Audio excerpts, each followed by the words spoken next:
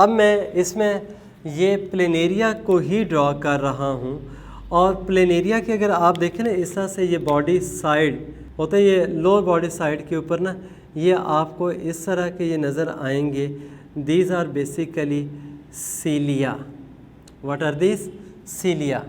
ये लोकोमोटरी जो स्ट्रक्चर्स हैं जिनकी मदद से ये क्या है, इसकी जो वेंट्रल साइड होगी लो वहाँ पे जो होते हैं it can swim in water. लेकिन साथ ही ये देख लें यहाँ पे ये जो मैंने ड्रॉ कर दिया है इसमें आपको ये आइस भी नज़र आ रही हैं और आइस होती हैं इनको हम फोटो रिसेप्टर ऑर्गन्स कहते हैं।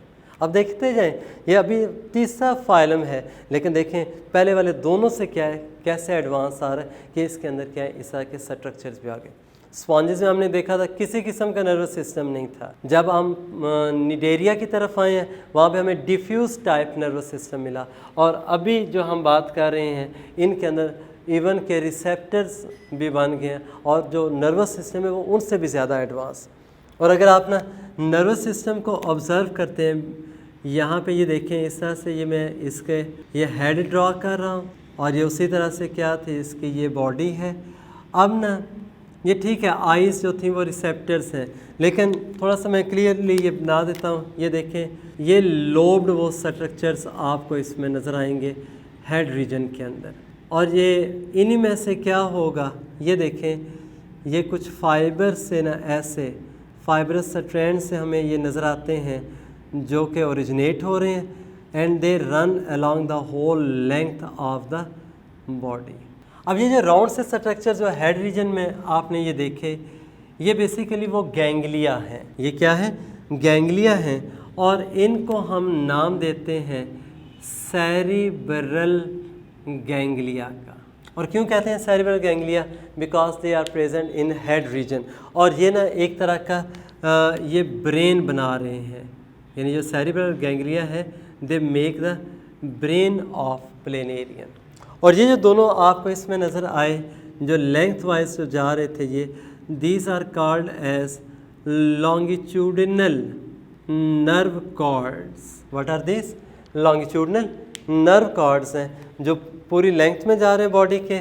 और देखें इनमें से फर्दर ना ये जो मैं शो कर रहा हूँ इस तरह से ये ब्रांचेस बनती हैं और ये जो ब्रांचेस आपको यूँ नज़र आ रही हैं ये ब्रांचेस ऐसी होंगी जो हर एक बॉडी पार्ट को क्या करती हैं ब्रेन के साथ है वो कनेक्ट कर रही होती हैं। तो ये क्या बन गया इनके अंदर इस तरह से आपको जो नज़र आ रहा है this is the nervous system. और एक याद रखिएगा ये वाला जो नर्वस सिस्टम है चूँकि उसमें एक प्रोसेसिंग के लिए एक सेंट्रल ब्रेन आ गया है तो इसलिए हम इसको ना नाम देते हैं कि दिस इज़ द सेंट्रलाइज्ड, ये मैं NS लिख रहा हूँ, नर्वस सिस्टम। यानी ये पहला फाइलम है जिसके अंदर आपको सेंट्रलाइज्ड नर्वस सिस्टम भी नज़र आएगा। अब आप खुद देखें कैसे ना कैरेक्टर्स हैं वो एडवांस होते जा रहे हैं। और जैसे मैंने लास्ट में बोला था ना कि उसमें आपको वो सेंसरी मोटर या एसोसिएटिव न्यूरॉन की जो डिस्टिंक्शन वो नहीं कर सकते आप हाइड्रा वगैरह के अंदर। यहाँ पे अब आप कर सकते हैं क्योंकि ब्रेन मौजूद है, कुछ न्यूरॉन्स इंफॉर्मेशन ब्रेन की तरफ लेके आ रहे होंगे, सेंसरी न्यूरॉन कुछ लेके जा रहे होंगे मोटर न्यूरॉन, तो ये उस लिहाज से क्या ये ज़्यादा एडवांस। अब इसी तरह से अगर हम डाइजेस्टिव सिस्टम की बात करें, यहाँ पे आप दो पॉइंट्स आपने जहन में रखने हैं। ये जो पैरासिटिक फॉर्म्स हैं और ख़ास तौर पे ये होते भी ह्यूमन के लिहाज से देखें तो डाइजेस्टिव सिस्टम में है। तो डाइजेस्टिव सिस्टम में होने की वजह से इनको डाइजेस्टेड फूड जो होता है वो अवेलेबल होता है। तो जब डाइजेस्टेड फूड अवेलेबल है तो इनको किसी किस्म के डाइजेस्टिव सिस्टम की ज़रूरत नहीं है। तो आप क्या कह सकते हैं इनके अंदर डाइजेस्टिव सिस्टम जो है वो एब्सेंट है। डाइजेस्टिव सिस्टम क्या होगा इनमें? एब्सेंट होगा। और ये डाइजेस्टिव सिस्टम एब्सेंट जो आपको नज़र आ रहा है बेसिक रीज़न क्या होगा कि they don't have digestive system because they are present in human digestive system where they find food in digested form। तो फिर उनको डाइजेस्टिव सिस्टम की ज़रूरत नहीं होगी। हाँ एक ना यहाँ पे पैरासिटिक फॉर्म्स की चूँकि बात कर रहे हैं, यहाँ पे ये जो मैं इस तरह से ना ये मेंशन कर रहा हूँ इनको, ये इसमें हुक्स एंड सक्कर्स ये पैरासिटिक जो फॉर्म्स होती हैं उनके अंदर ये हुक्स और सक्कर्स होते हैं वो मौजूद होते हैं। बेसिकली ये अटैचमेंट के लिए हैं। और एक ये भी जहन में रखिएगा, ये जो है ना, इनमें सीलिया वगैरह नहीं होते, ये उस तरह से मूव भी नहीं कर सकते। अब आ जाते हैं हम नेक्स्ट डाइजेस्टिव सिस्टम की तरफ। यहाँ पे देखिए मैं प्लेनेरिया के साथ ही इसको डाइजेस्टिव सिस्टम को भी एक्सप्लेन कर देता हूँ। ये जस्ट लाइक दिस, से देखें प्लेनेरियन की ये बॉडी। अब देखिए मैं इसमें बार बार इसलिए ड्रॉ कर रहा हूँ, साथ साथ आपको थोड़ा सा आइडिया भी होता जाए कि हमने फिगर ड्रॉ कैसे करनी है।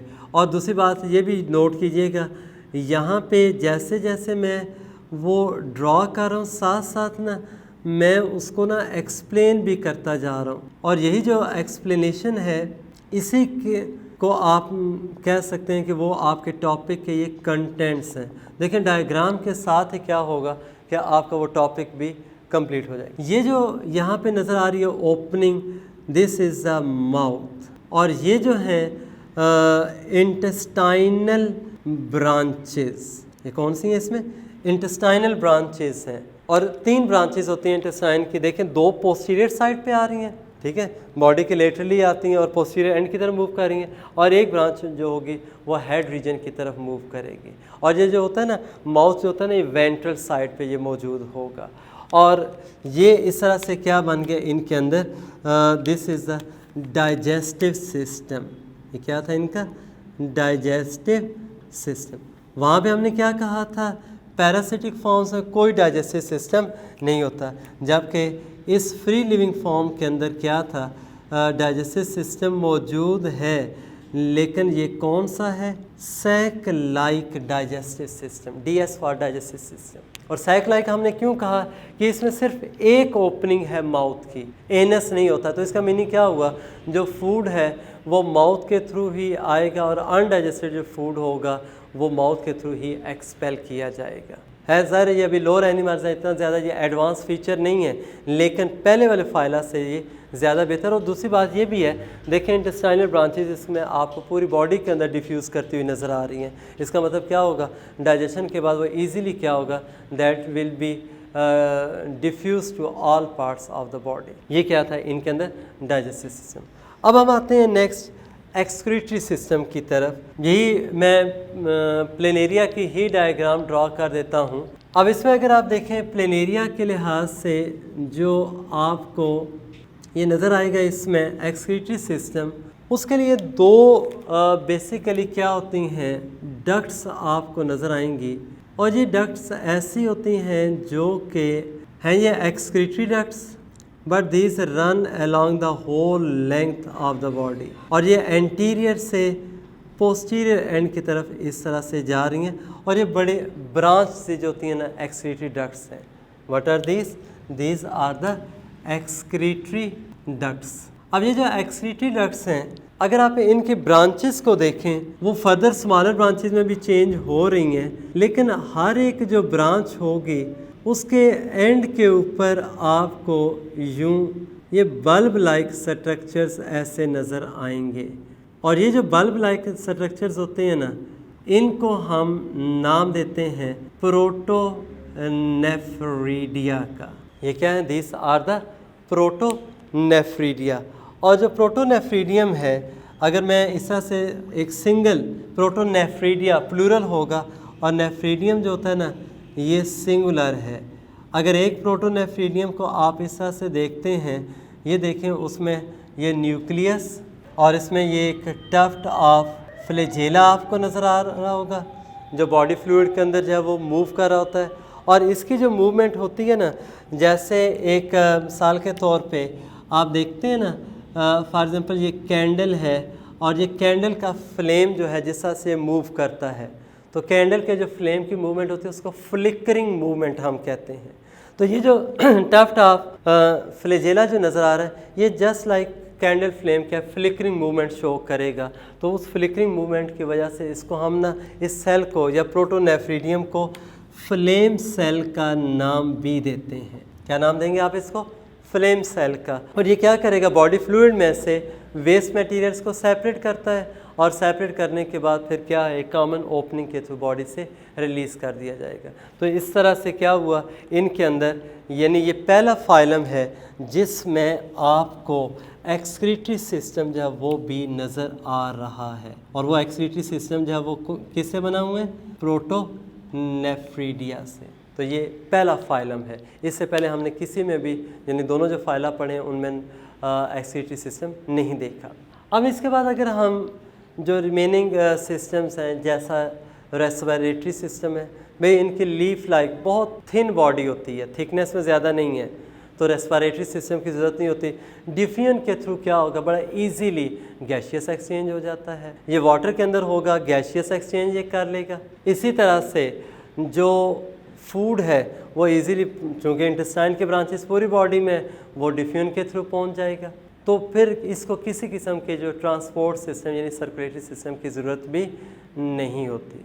जहाँ तक इनके रिप्रोडक्शन का ताल्लुक है, एसेक्सुअल भी होती है। एसेक्सुअल में उसी तरह से रीजनरेशन के थ्रू भी ये कर सकते हैं, और दूसरी तरफ ना इनमें सेक्सुअल रिप्रोडक्शन जो होती है उसमें गोनेट्स होंगे, वही एग्स और स्पर्म्स हैं, फर्टिलाइजेशन होगी। लेकिन इनका जो ख़ास तौर पे जो पैरासिटिक फॉर्म्स है ना, इनका लाइफ साइकिल ज़रा कम्प्लेक्स होता है। यानी अगर हम ना सिर्फ टेप फॉर्म को देखें ना, ये डायरेक्ट ह्यूमन के अंदर अपना लाइफ साइकिल कंप्लीट नहीं करता, इसमें एक से ज़्यादा होस्ट होते हैं वो शामिल होंगे। अगर हम इसको टेप फॉर्म को देखते हैं तो इसके हर एक सेगमेंट के अंदर क्या होगा, एक कंप्लीट सेट जो होता है ना वो गोनेट्स का मौजूद होता है, जबकि जो रिमेनिंग है उनके अंदर क्या होगा, हर एक, चूँकि बॉडी यहाँ पे सेगमेंटेड नहीं है तो उस तरह से सेगमेंटली आपको गोनेट्स भी नज़र नहीं आएंगे। मेरे ख्याल में अभी आप एक चीज़ पिक कर रहे होंगे। देखें, जैसे मैंने शुरू में बोला था कि कम से कम एक या फ्यू एग्जांपल्स आपके सामने हो